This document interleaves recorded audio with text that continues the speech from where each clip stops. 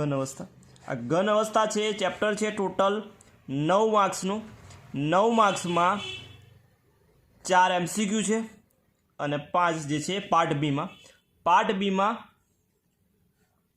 5માં એક પ્રશ્ન 2 માર્ક્સનો છે ને એક 3 માર્ક્સનો છે. તો આ રીતે જે ચેપ્ટર છે ટોટલ 9 માર્ક્સનું છે. એટલે 2 માર્ક્સનો પ્રશ્ન આવશે, 3 માર્ક્સનો પ્રશ્ન આવશે. તો દાખલા આવવાની સંભાવના અથવા પોસિબિલિટી જે છે એ 3 માર્ક્સમાં અથવા 2 માર્ક્સમાં આવી શકે. તો આપણે દાખલા જોઈશું પહેલાં.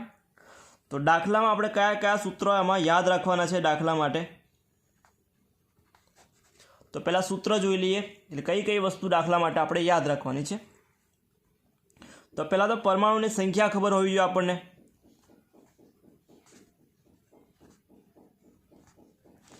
પરમાણુઓની સંખ્યા જેને આપણે સંજ્ઞા ઝેડથી દર્શાવીએ છીએ.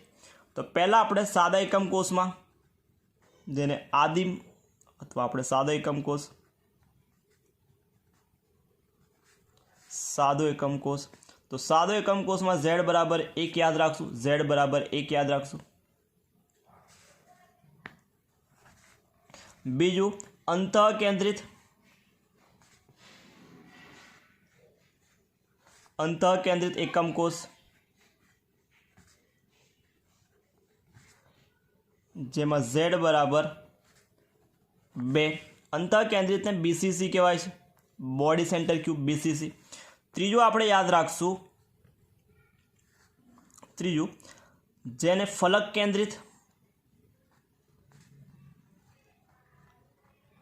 ફલક કેન્દ્રિત એકમ કોષ, એકમ કેન્દ્રિત ફલક કેન્દ્રિત એકમ કોષ FCC અથવા હેક્ઝાગોનલ ષટકોણીય HCP અથવા તો CCP. તો આ ત્રણેમાં z બરાબર યાદ રાખશું આપણે 4. તો સાદા એકમ કોષમાં 1, ફલક BCC અંતઃકેન્દ્રિતમાં 2 અને FCC અથવા HCP CCPમાં z બરાબર 4. આ એક વસ્તુ યાદ રાખશું. પછીનો પોઈન્ટ આપણે યાદ રાખવાનો છે. એમાં પછીનો પોઈન્ટ ત્રિજ્યા અને ધારનો સંબંધ. ત્રિજ્યા અને ધારનો સંબંધ. તો આ MCQ માટે પણ ઇમ્પોર્ટન્ટ અને દાખલા માટે પણ. ત્રિજ્યા અને ધારનો સંબંધ સાદા એકમ કોષમાં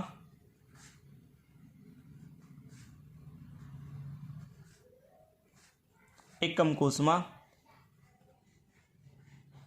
A બરાબર 2r, A બરાબર 2r. પછી ફલક કેન્દ્રિત FCC અથવા HCP અથવા CCPમાં યાદ રાખશું 4r બરાબર વર્ગમૂળમાં 2 ગુણ્યા a, વર્ગમૂળમાં 2 ગુણ્યા a. આમાં 2r બરાબર a, આમાં 4r બરાબર વર્ગમૂળમાં 2. અને છેલ્લો છે અંતઃકેન્દ્રિત, જેને BCC કહીએ છીએ. તો BCCમાં 4r બરાબર વર્ગમૂળમાં 3 ગુણ્યા a. આ એની ત્રિજ્યા અને ધારની સંબંધનો એ છે. અને બીજું છે ઘનતાનું સૂત્ર યાદ રાખશું, જેને D કહીએ છીએ. તો ઘનતા બરાબર પરમાણુની સંખ્યા z ગુણ્યા પરમાણ્વીય દળ m ભાગ્યા એકમ કોષનું કદ a³ ભાગ્યા એવોગાડ્રો નંબર. એટલે કે આ m છે એને શું કહેવાશે? તો m છે એને પરમાણ્વીય દળ જે તે તત્વ છે. આને કહેવાય એવોગાડ્રો નંબર અથવા આંક, જેની કિંમત થાય 6.022 ગુણ્યા 1023 a³ એટલે કે એકમ કોષનું કદ.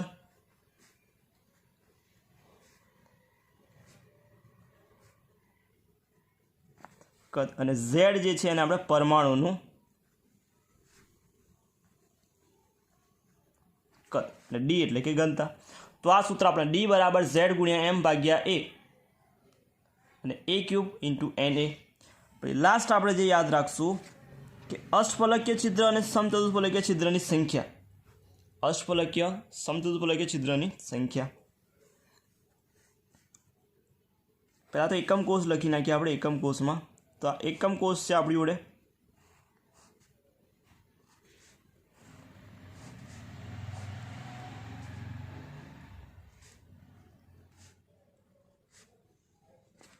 એકમ કોષ.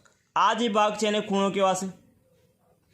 તો ખૂણા ગણીએ તો 1 2 3 4 5 6 7 અને 8. એટલે કે જે આ છે એને ખૂણા કહેવાશે. તો ખૂણાની સંખ્યા છે 8. ખૂણા 8. હવે એની ભાગીદારી પૂછાય કે કેટલા ભાગ. તો આ ખૂણો છે એ બીજા 8 એકમ કોષ સાથે ભાગીદારી કરે. એટલે આ ખૂણા પર ગોઠવાયેલો પરમાણુ બીજા આવા 8 એકમ કોષ સાથે, એટલે બીજા 7, આની સાથે 8 અને આને ના ગણીએ તો બીજા 7 એકમ કોષ સાથે ભાગીદારી. એટલે કે ટોટલ 8 સાથે ભાગીદારી. એટલે ભાગીદારી તો કે 8 ખૂણા પરવાળો. જ્યારે આ છે એને ફલક કહેવાશે.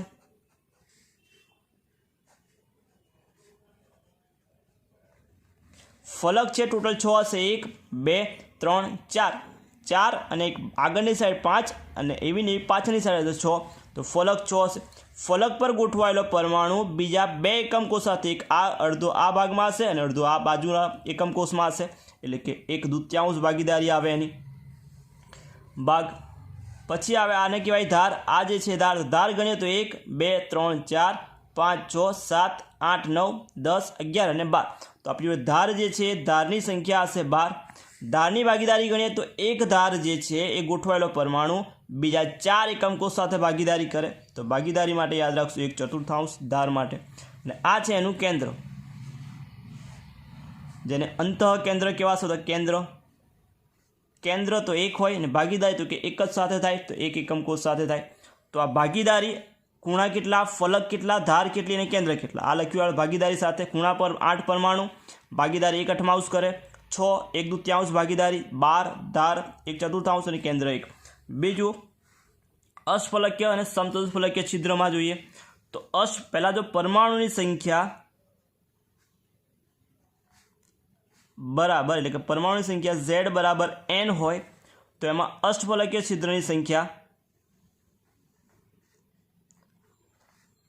અષ્ટફલકીય છિદ્રની સંખ્યા તો કે અષ્ટફલકીય છિદ્ર તો જેટલા પરમાણુની સંખ્યા છે એટલી થશે n છે તો n આવશે. અને સમચતુષ્ફલકીય છિદ્રની સંખ્યા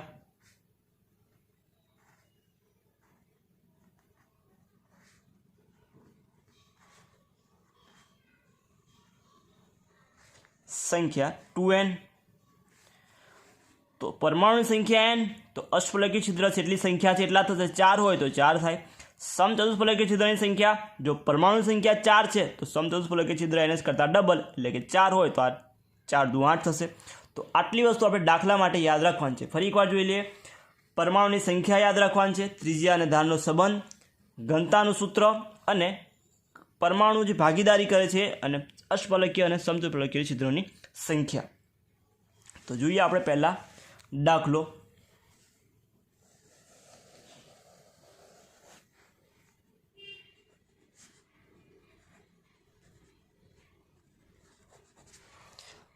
દાખલામાં પહેલો જોઈએ કોયડો 1.3 થી સ્ટાર્ટ કરીએ. 1.1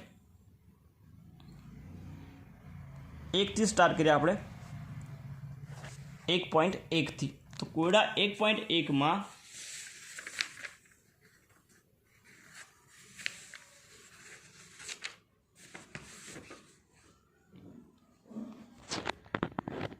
તો પહેલા જોઈએ કોયડો 1.1. 1.1 માં તમને આપેલું છે 1.1 માં આપેલું છે કે એક સંયોજન 2 તત્વો x અને y નું બનેલું છે. તો કોઈ સંયોજન x અને y નું બનેલું છે. તત્વ y ઋણાયન તરીકે પરમાણુમાં CCP બનાવે છે અને x જે છે ધન આયન તરીકે પરમાણુના અષ્ટફલકીય છિદ્રો ભરી દે છે. તો સંયોજનનું સૂત્ર શોધો. સંયોજનનું સૂત્ર શોધો. તો લખવાનું પહેલાં 2 તત્વો છે આપણી જોડે. એક x છે, બીજું y છે. x જે છે એ ધન આયન છે, y છે ઋણાયન તરીકે છે. 2 તત્વો છે ધન આયન ઋણાયન x અને y. હવે વાય જે છે પરમાણુમાં સીસીપી રચના ગોઠવાય છે, તો સીસીપીમાં ગોઠવાયેલું છે. સોરી, વાય છે સીસીપી બનાવે છે, તો વાયની નીચે લખશું સીસીપી. જ્યારે એક્સ જે ધન આયન છે એ અષ્ટફલકીય છિદ્રમાં ગોઠવાયેલું છે. સીસીપીમાં છે તો પરમાણુની સંખ્યા Z બરાબર 4 થશે. તો અષ્ટફલકીય છિદ્રની સંખ્યા જેટલા પરમાણુની સંખ્યા એટલી અષ્ટફલકીય છિદ્રની સંખ્યા એટલે એ પણ 4 આવશે. તો ધન આયન વાય છે એ 4 હશે, તો અષ્ટફલકીય છિદ્ર પણ 4 થશે. તો 4 જેમ 4, તો આને લખાશે 4 ગુણ્યા 1 જેમ 4 ગુણ્યા 1, તો 4 4 કેન્સલ, તો 1 જેમ 1. એનો મતલબ કે એક્સ 1 હશે અને વાય પણ 1 હશે. તો આનો જવાબ આવશે એક્સ વાય. તો આપણો આ જવાબ MCQમાં પૂછાય તો આ રીતેનો જવાબ છે, જવાબ આવશે. તો કોયડો 1.1નો જવાબ આવશે એક્સ વાય સૂત્ર છે બનશે. એના જેવું કોયડો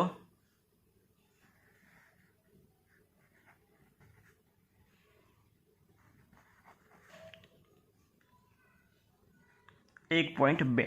1.2માં રકમ જોઈ લે પહેલાં. તો તત્વ બીના પરમાણુ HCP રચે છે અને તત્વ એના પરમાણુ સમચતુષ્ફલકીય છિદ્રોના 2/3 ભાગમાં રોકાયેલ છે. તત્વ એ અને બી દ્વારા બનતા સંયોજનનું સૂત્ર શોધ. તો તત્વ આપણને આપેલા છે એ અને બી, એનાથી બનતું સૂત્ર આપણે શોધવાનું છે. તો તત્વ છે એક એ અને બીજું છે બી. એ અને બી. બી પરમાણુ છે HCP રચના બનાવે છે, તો HCPમાં ગોઠવાય છે. તત્વ એ છે એ સમચતુષ્ફલકીય છિદ્રના 2/3 એટલે ગુણ્યા 2/3 ભાગ રોકે છે. આપણને આપેલું છે, સૂત્ર શોધવાનું છે. HCP હોય તો પરમાણુ સંખ્યા થાય 4. HCP તો પરમાણુ સંખ્યા 4.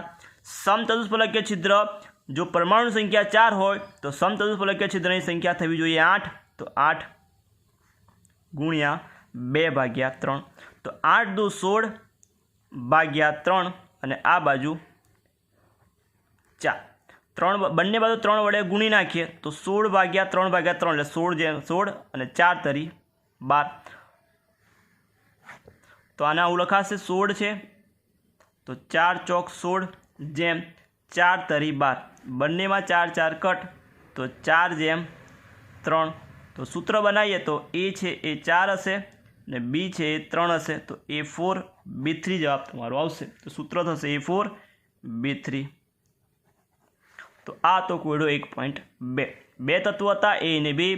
HCPમાં બી હતું અને એ છે સમચતુષ્ફલકીય છિદ્ર, એનો પણ 2/3 ભાગ. છિદ્ર HCPમાં 4 પરમાણુ, તો છિદ્ર કેટલા થાય? એના ડબલ. 4 દુ 8, 8 2/3, તો 8 દુ 16/3 અને 4. તો બંને બાજુ 3 વડે ગુણી નાખીએ તો અહીં 3થી ગુણીએ તો 3 3 કેન્સલ, 4 તરી 12, તો 16 3. તો 4 જેમ 3 જવાબ આવશે. એટલે A4 અને B3 જવાબ તમારો છે, જવાબ બનશે.